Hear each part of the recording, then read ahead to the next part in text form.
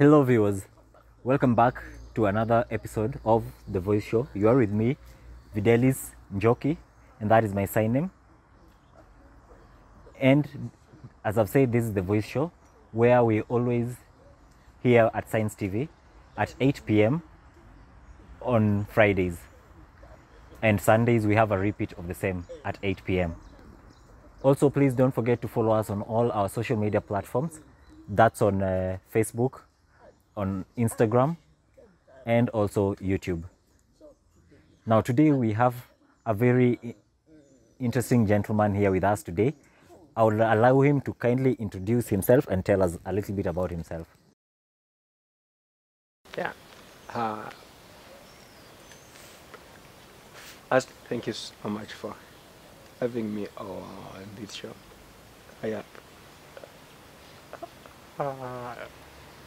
It's an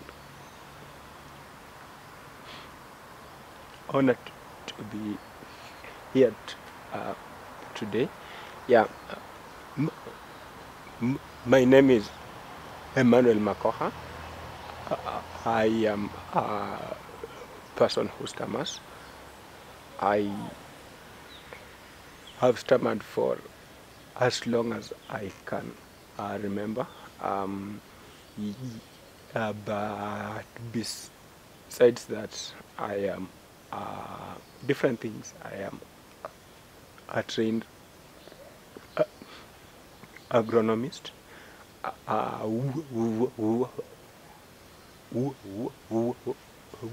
with a passion of helping farmers transition from the conventional way of doing farming to incorporating digital to farming. And also I am a disability inclusion facilitator. I help organizations mainstream disability into what they are doing. Yeah. And I am glad to be here to share my experience.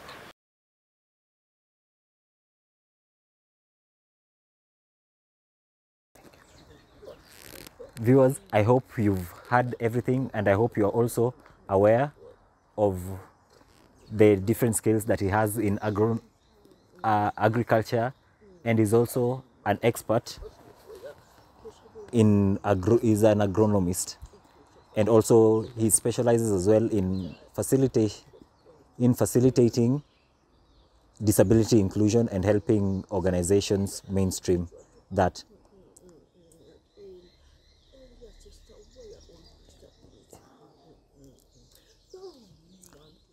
Now, I also want to ask you, Emmanuel, maybe I'll give you that sign name for today. That's your sign name today, Emmanuel. So, Emmanuel, you've said that from the time, from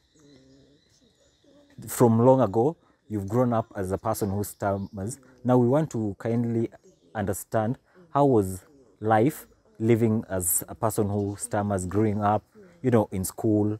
How was life like? Thank you for that question. It's an interesting question to reflect back. Yeah.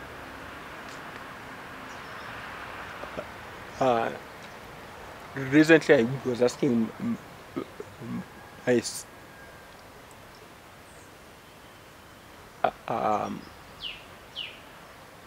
sister. I just wanted to know when the stammer began, and she told me that I began at and I was 3 years old.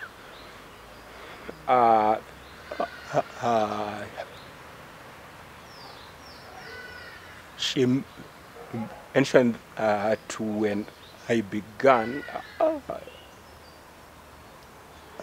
they thought that I was doing comedy, that I had identified a new way of speaking. Um, so I thought that it's something that will go away with time, but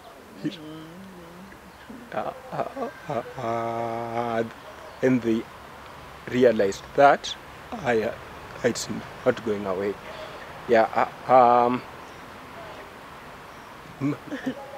my childhood was relatively good. I don't think I struggled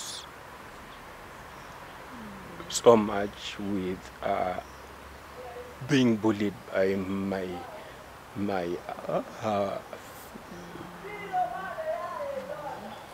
friends. But I remember there is this time I was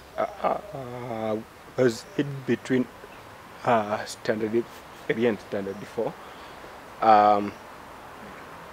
where was an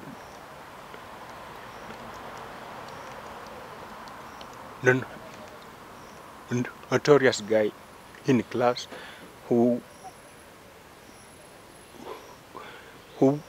would imitate the way that I was talking, but unfortunately or fortunately, he also got a stammer in the course of time. Yeah, it was very interesting for me to know that, to see that. Yeah. Interesting for you to see another person. So, is now what does this mean? Does this mean that someone can imitate it and get this condition, or is it that it can spread? Yeah,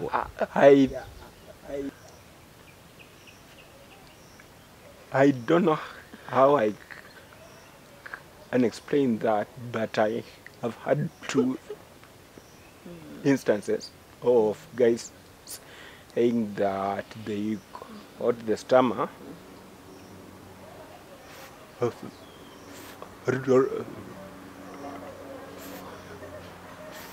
from imitating someone who stammers.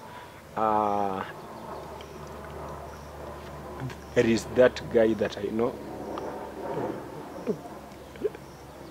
and last week I was speaking with a certain lady from church. He also shared that in her childhood she used to imitate someone who stammers, and she got the stammer. So I don't know how that works, but that is what I know so far. I think I'll agree with you a little bit, because I also had a case. I had a brother, you see, who always used to imitate, even Moses in the Bible as well. So I don't know how that teacher normally, teach, because anytime my brother would come home and meet my mother, then later my mother later understood and then acted on that and told him that that was wrong, what he was doing. So I wonder, when people are imitating, then later on they also get the same condition. Now I'm wondering, because the only thing that I'm wondering, how it becomes permanent. That's what I always wonder. How does it become permanent? That is also something that I have been wondering about, because there are guys who, even in their old age, they have gone through speech therapy, then their stammer has reduced, but I usually tend to think that if you start speech therapy from an early age, there is a way that you can manage to go around it. But if you're starting therapy sessions when you are a bit grown up, then it might be difficult. For me, I started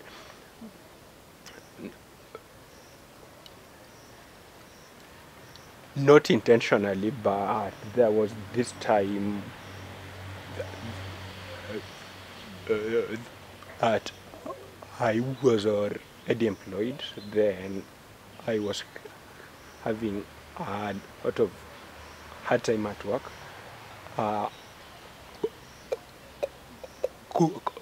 Communicating especially to my boss, because when I'm talking with peers, I do not stammer so much, but when you're talking to someone senior, then the stammer decides to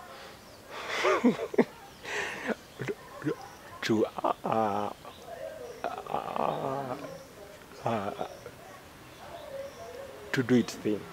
Yeah, so during that time,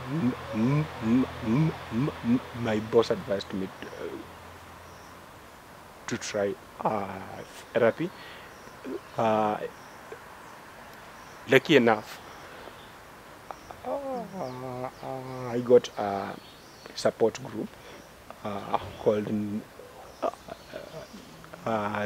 the Stammering Association of Kenya. Back then it was in 2019 there.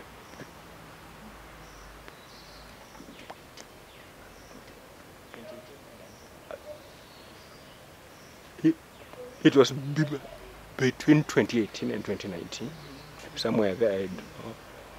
I don't remember exactly. We were meeting at Nairobi hospital, so I decided to join them one day, and for me, what worked out for me was that confidence of knowing that I'm not the only one with this challenge. Though the therapy techniques didn't work, but the fact that I knew that I am not alone, that worked so much for me.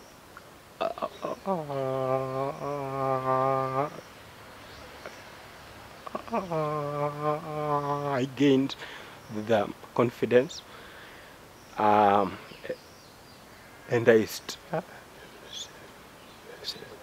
I started being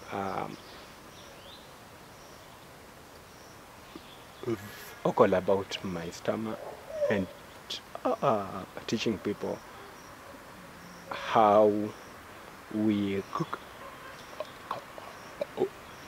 can interact well beyond them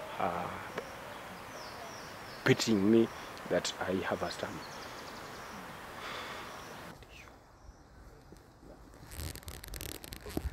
Okay, I think now we are going to have a short break and then we'll be right back soon so that we can continue.